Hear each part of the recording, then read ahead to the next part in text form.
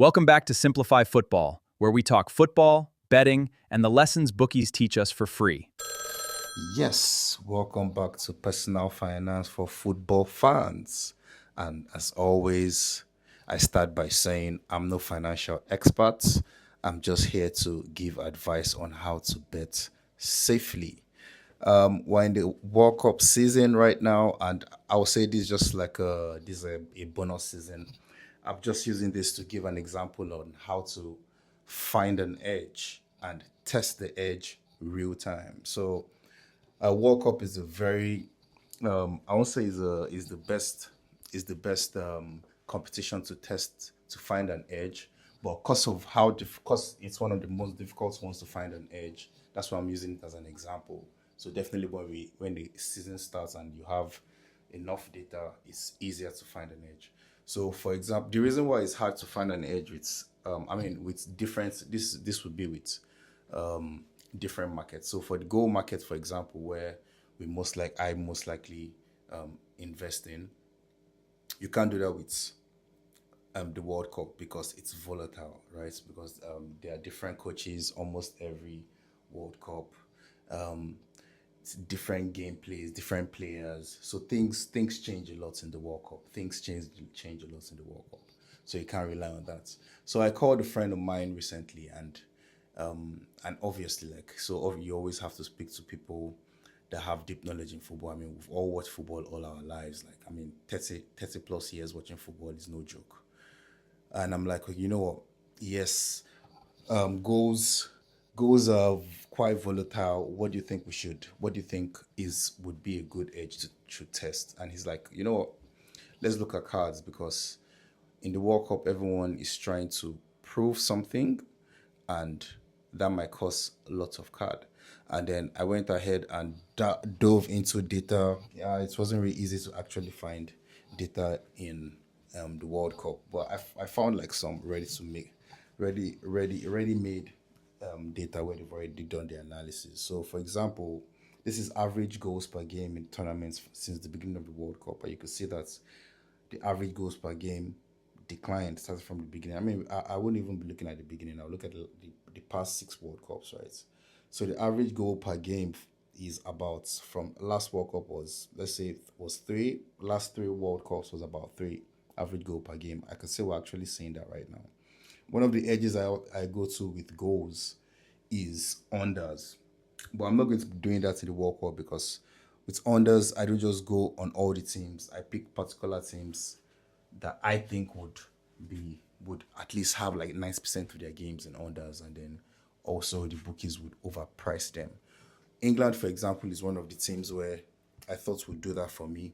But unfortunately, when I dove into the data with England, I wasn't seeing that. But anyways, I'm not going with unders. I'm just going to. I mean, over one goals, for example, is very good because as you can see, the average goal per game is about three goals in the past three World Cups. So you could look at over one, which I did, and I'll show you guys what over one looks like. I mean, it honestly is the only profitable markets. So that's for goals, and now let's look at cards. So he talked about cards, yeah, dirtiest World Cups. So it's showed that over time the average number of cards per game has increased, right? If you look at the past three World Cups, we're talking about over three, about 3.5, 3.5, and then three. So I was looking at over one, but when I looked at the results with those numbers, it wasn't looking quite good. Where's Claude? So I put some data into Claude to get me some information. Now let's look at what that looked like. So I mean, I'm looking for an edge to jump on. So like I said, I'm looking at going at cards, but based on what's Claude based on so how you try and get if you look at how you try and if you look at the data, I have the markets, right? You have the average stake.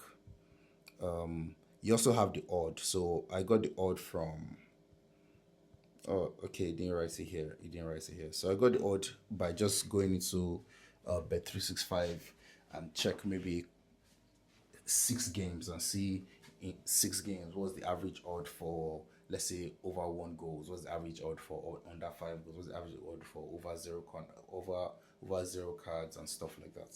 So that's how I use that to kind of simulate the financial implication of what the actual data for this World Cup is saying.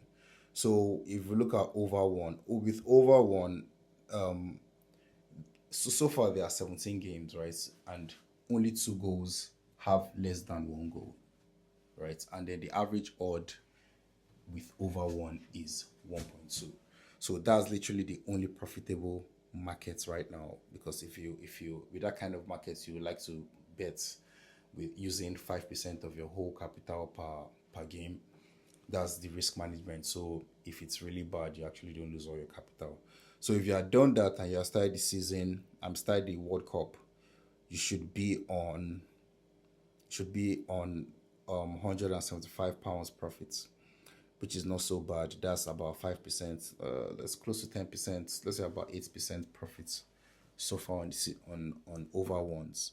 But on over one card actually is I didn't expect it. There are literally 7 games that have less than 2 cards in the game, and I really did not expect that at all. That's actually very, very surprising. So that has been the most what's the word, the worst markets. So if you can see, you would have lost £540. That's literally, if your capital is 2,000, imagine how much you've already lost, one third of it, or one over four of that. The other market is under 6 goals. Under 6 goals, like I said, I'm not going to do that. So, and over zero card. So over zero card is interesting because there are only 2 games, and literally the second game that had less than that's no card in the game was the today. Literally today. That's the what game was that again? Sorry, I can't remember. But today was literally the second game. But I think it's going to be an interesting thing to look at because the price is quite high. You're looking at an average of 4% on a market that we expect close to. I mean, two over 17 is a very good is very good, and I think moving forward it would keep reducing rather than increasing. We'll have more and more games where they are over 1 goal, over zero cards.